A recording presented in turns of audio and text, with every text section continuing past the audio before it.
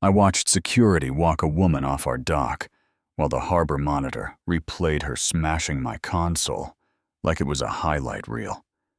And the wild part is she was still shouting, "This is my slip!" even as they told her to calm down. My boat sat there, scratched up and rocking in the water, my fenders floating away like little white ghosts. And I just stood there, thinking, how did a quiet Saturday morning turn into this? Then the harbor manager turned the screen toward her and said, "Ma'am, the cameras caught everything." And for the first time all morning, she actually went silent. "My name is Miles Harper. I'm not a flashy guy. I don't come from money. I just work, pay my bills, and try to keep my head down, you know what I mean?" When I bought a place in Baystone Key outside Annapolis, I knew the HOA was going to be a thing, because in neighborhoods like that, the HOA is basically a second government. But I figured, fine, I'll follow the rules. I'll keep my lawn neat. I'll smile at the meetings, and I'll enjoy the one thing I was really excited about: the marina. The biggest reason I picked Baystone Key was the slip that came with the home, because for years I had this picture in my head. Early morning water sun just coming up me out there on a little runabout, with no noise except gulls and that gentle slap of waves on fiberglass. I saved for that boat, like it was a down payment on happiness. Skipped trips sold. An old motorcycle. Took overtime shifts that made me feel 80 years old, and when I finally got it, I named it Juniper, because my grandma used to say juniper keeps bad energy away, and I thought that was funny, and honestly, a little hopeful. The slip assignment was B27, and I'm the kind of person who double-checks everything. So I went to the harbor office the first week, introduced myself, paid the yearly marina fee, got the printed agreement, and even snapped a quick photo of the roster behind the counter.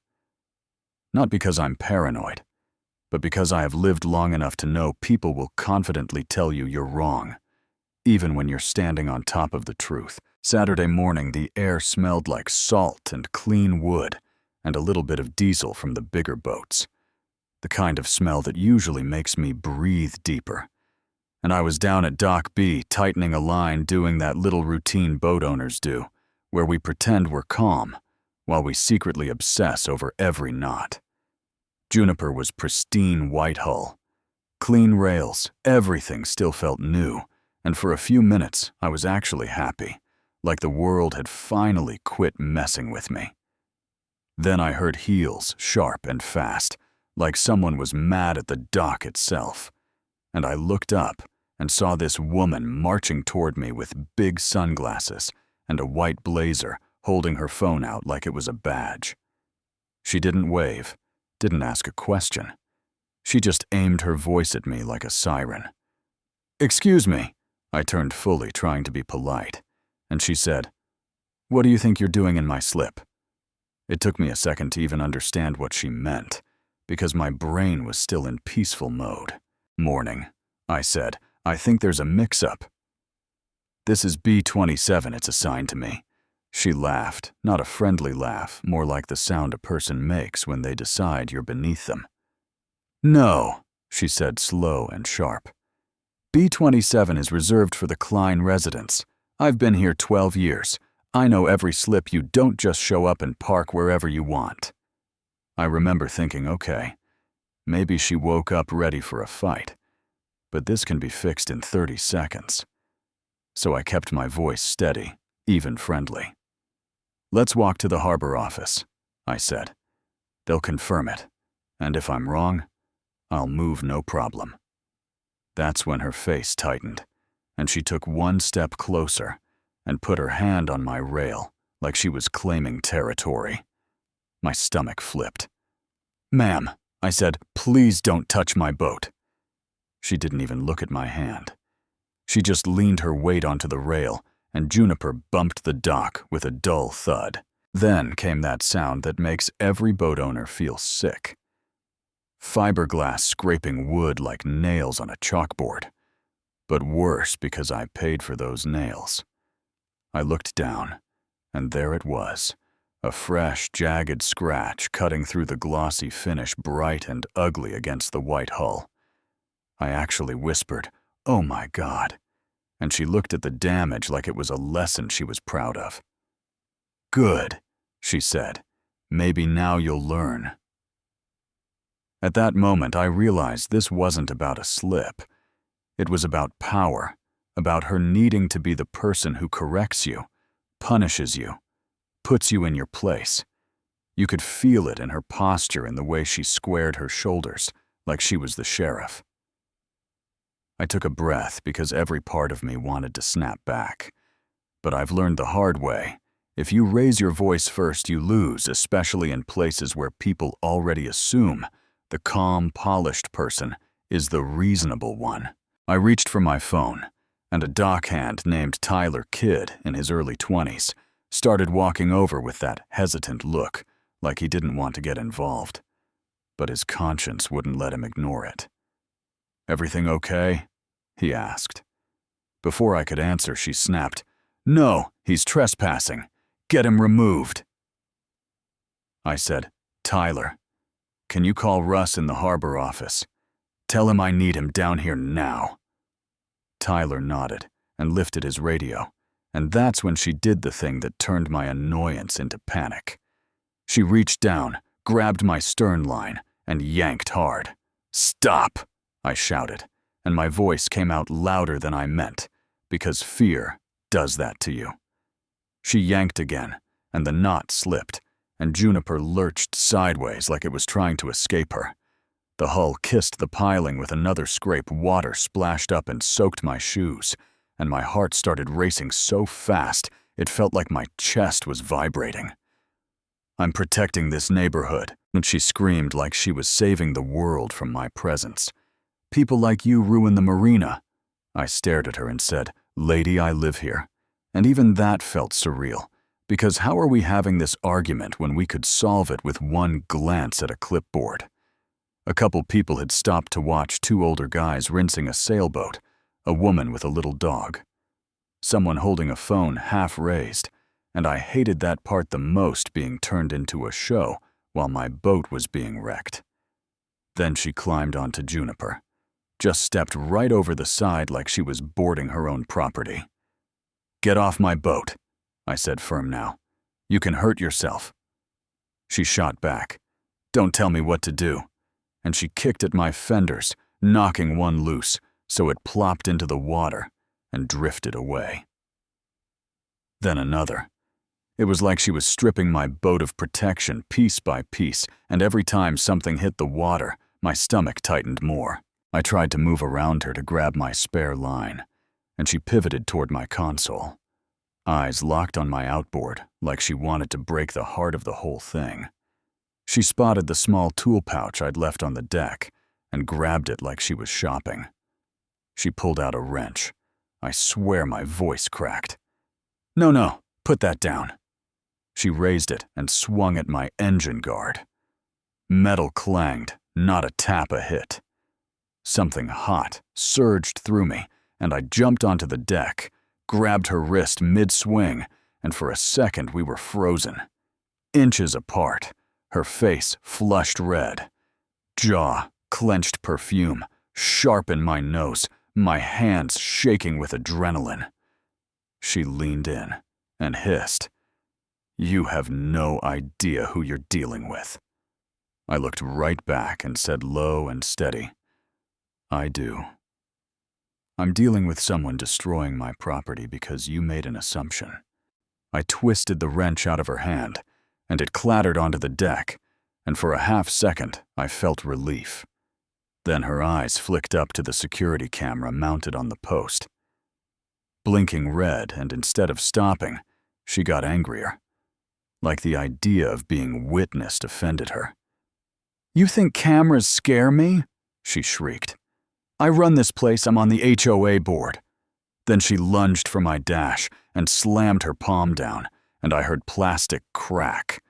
The screen flickered, then went black. And that was the moment something changed inside me. It wasn't just anger, it was clarity. I stopped thinking, how do I calm her down, and started thinking, how do I make sure the truth survives her mouth? Tyler came back pale and said, "Russ is coming security too." I pointed at the camera and said, "Tell Russ to pull the footage right now, not later, right now." She laughed like I was adorable. "Footage won't matter," she said.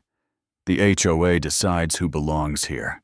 Yeah, that line right there, that's the line that still makes my skin crawl, because it wasn't just a threat. It was her worldview that rules are for other people, and authority is something you take, not something you earn. Russ showed up jogging, clipboard under his arm, that tired manager face that says he has seen too much drama over too little water. He took one look at her standing on my boat and said, calm but sharp, "Ma'am, step off the vessel now." She spun toward him like she'd been waiting for her moment. "Finally," she said, "someone competent. This man is trespassing. That's the Klein slip." Russ didn't argue, didn't match her energy. He just asked, "Name?" She lifted her chin. "Brenda Klein." Russ checked his phone, then his clipboard. Then he looked at me and said, "Miles, that's your boat." I nodded, throat tight. He turned the clipboard so she could see it. B-27 ad is assigned to Miles Harper. Her smile twitched like it was trying to stay alive. "No, it's not," she snapped. "Your list is wrong. My neighbor reserved it years ago." Russ held his phone up again, closer this time, like he was showing her a mirror. My name, B-27. Date, payment, signature. All of it. For the first time, I saw uncertainty flicker in her eyes, and then like a switch, she tried to change the story. "He grabbed me," she said fast. "He threatened me." I kept my hands open at my sides, palms visible, and said, "Russ." She scratched the hull, pulled my lines, threw my fenders in the water, hit my engine with a wrench, and smashed my console. Russ looked at Tyler. "Did you see that?" Tyler swallowed and nodded. "Yes, sir." From the dock, one of the older guys called out, "We all saw it." That was the moment her power started slipping, because she wasn't alone with her narrative anymore. Brenda's voice softened, that fake, reasonable tone people use when they realize they're losing. "Russ, we can handle this internally," she said. "The HOA has lawyers, we don't need police." Russ didn't budge. He pointed up at the camera. "Those cameras recorded everything. This isn't internal." Security arrived, and the officer, a calm guy with a body cam and a tired look, asked the most logical question in the world. "Show me the footage." We walked into the harbor office, the little crowd drifting behind us, and Russ pulled up the camera feed on the monitor. On that screen, in bright, unforgiving clarity, there she was, grabbing my rail, yanking my line, climbing onto my boat, swinging the wrench, smashing my dash. It was like watching a stranger, except it wasn't. It was her, and she couldn't talk her way out of pixels. The officer paused it right on the frame where the wrench hit my engine guard and turned to her. "Ma'am, is that you?" Brenda opened her mouth, closed it, then tried. "I thought it was my neighbor's slip." The officer nodded once, like that explanation weighed nothing. "A mistake doesn't give you permission to destroy property." He reached for his cuffs, and the room got quiet in that heavy way, like everyone suddenly remembered. This is real life, not a neighborhood Facebook fight. Brenda stepped back, eyes wide, and said, "This is insane. I'm a board member. I know people." The officer didn't care. "Turn around." When the cuffs clicked, she twisted her head toward me and hissed, "This isn't over. The HOA will bury you." Yeah, that happened. They walked her out past Dock B, past Juniper, sitting there battered but still floating, and I didn't feel like cheering. I felt drained. And honestly, I felt sad in this bitter way. Because how does a person get to the point where they think destruction is an acceptable shortcut to being right? Russ put a hand on my shoulder and said, "File the damage report today. We'll attach the footage." I nodded, staring at my dead console screen, thinking about how fast peace can be stolen. Later that afternoon, I got an email from the HOA subject line, "Incident at Marina, Community Standards Review." No apology. No, "Are you okay?" Just that cold language like I was the problem that needed to be managed. And I realized something that day: cameras can catch the truth, but systems can still try to protect the people who wield them. So I'm asking you straight up, what would you do if someone in power decided you didn't belong, and they were willing to break rules to enforce their version of rules? Do you think footage and witnesses always win? Or do you think people like Brenda still find ways to wriggle out because they're connected? Drop your take in the comments. Was I right to keep my hands visible and let the cameras do the talking? Or should I have gone harder in the moment? And if you've ever dealt with an HOA bully, a neighbor who thought a title made them untouchable, tell your story too, because I promise you, you're not the only one. If you want more real-life chaos like this, and the lessons that come with it, hit like subscribe and stick around. And seriously tell me this: if the HOA tried to paint you as the villain after you were the one harmed, would you fight them, or would you move just to get your peace back?